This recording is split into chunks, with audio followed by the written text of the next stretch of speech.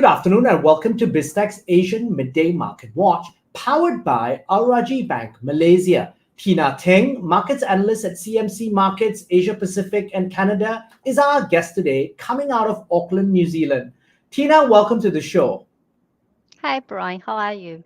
I'm good. Thank you very much, Tina. Now, before we get your insights, I'm going to walk us through the bloodbath that is crypto markets. And then we're going to talk about how regional markets are performing as well. We start with Bitcoin. Bitcoin is at 21,798.5. It's down 15.24%. Now, if you look across the last 7 days, it's down 25.52%. Ethereum is at 1,137.60. It's down 15.81% and down 33.95% over the last 7 days. Now, looking across the regional stock markets, we've got the SGX, which is down 0.95%. Looking at KLSC, it's up 0.48%, which is the outlier today. Shanghai is down 1.43%. The ASX All Ordinaries is down sharply 4.40%. The Nikkei is down 1.78%. The Hang Seng is down 0.77%. And rounding up the numbers, we've got the Kospi, which is down 1.08%. Now, Tina, one of the key things that stands out is the fact that the All Ordinaries is down 4.44%. Please tell us why that is the case and why markets in general are down today. So the broad sell-off was really triggered by the higher than expected US CPI data last Friday. So investors now are fearful of higher than planned rate hikes by the Fed. So originally the Fed already said they would raise the interest rate by 50 basis points, but because the CPI data was out much higher than expected, so now so the CPI data came in, just for our audience, at 8.6%. Yeah, 8.6%. Expectation was like between 8.3 to 8.5. The peak was in March 8.5, but this time is even higher, 8.6. Even the core inflation was higher than expected. The core inflation is excluding food and energy. So that's why the markets now are pricing in a 75 basis points rate hike by the Fed. So this just a broad risk off triggered a very sharp sold off in the markets, especially the Australian markets. You talk about like 4.4% down today. Actually, ASX 200 has been sold off since last week when the RBA has raised the interest rate by 50 basis points. That surprised the markets. So investors didn't expect that, including the Australian bond markets got sold off as well. So the whole market sentiment now is just risk off. Yes, and fears of a recession is to happen as well. But it's more like just that the whole sentiment is down. What we can see, like VIX, that's a CBOE volatility index, that's a fear gauge of the whole markets now. Now it's above 30. So usually when VIX is above 30, this means it's like kind of like extreme fear in the markets, this whole sentiment. So that's a factor has driven down the whole broad equity markets. Now, Tina, I want to zoom in because everyone is watching the Fed and the FOMC meeting that's just coming ahead. As you said, the telegraph number is 50 basis points.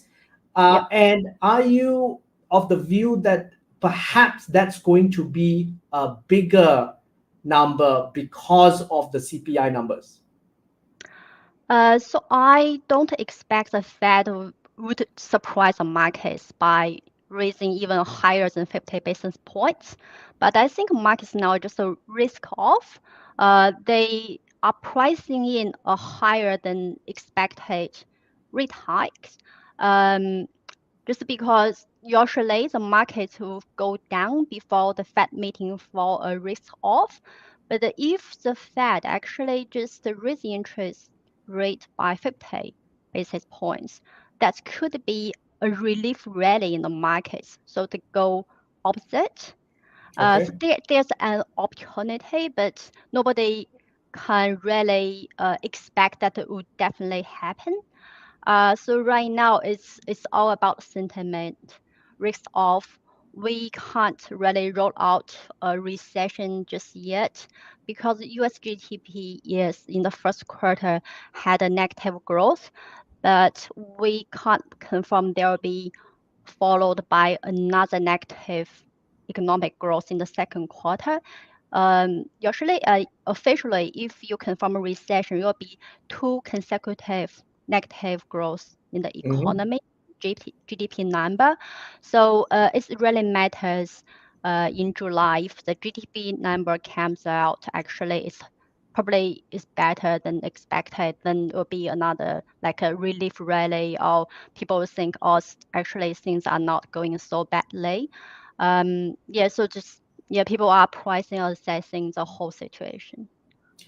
Now, Tina, we can't end the show without talking about cryptocurrencies and the bloodbath that is in cryptos right now. So Bitcoin is now at 21,000 plus. Ethereum is at 1,100 plus. In fact, Bitcoin went into 20,000 plus territory in the trading day today. What's your view on what the support levels are for Bitcoin and Ethereum? So right now, because it's really had a bearish breakdown at the key support level, like Bitcoin was at $28,000, and Ethereum, I didn't really look at Ethereum charts, but so the leading cryptocurrencies now had a meltdown. The support level, what can see here, if I open my charts, so Bitcoin, the near-term support would be like $18,000 around there. But Ethereum could go even lower, just close to 1,000.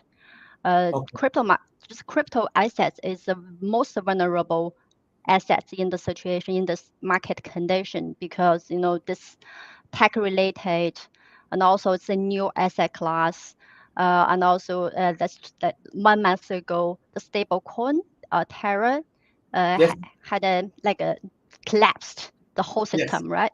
So people they just are losing faith in the crypto assets, just because it's gone crazy since pandemic happened. It's just gone up so much, like 100 triple in a few days. Now it's just you just created so much bubbles in this asset class. So right now, risk of course people will sell off.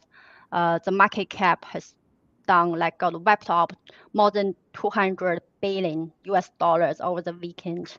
I think the bear markets in the crypto will continue, most likely continue until it find a support and people just investor calm down, and you'll see it's really low level, and probably some people believe in crypto will start buying it up again. So we just need to wait and see. Tina, thank you very much for coming on the show, and thanks for your insights. Thank you very much, Brian. We've been speaking to Tina Teng, Markets Analyst, CMC Markets Asia Pacific and Canada, on Biztech's Asian Midday Market Watch, powered by Rajhi Bank, Malaysia. I'm Brian Fernandez. This video and podcast will be on our website, www.biztech.asia, as well as Rajhi Bank's social media platforms. Please like and subscribe to our various platforms. Thanks again for tuning in.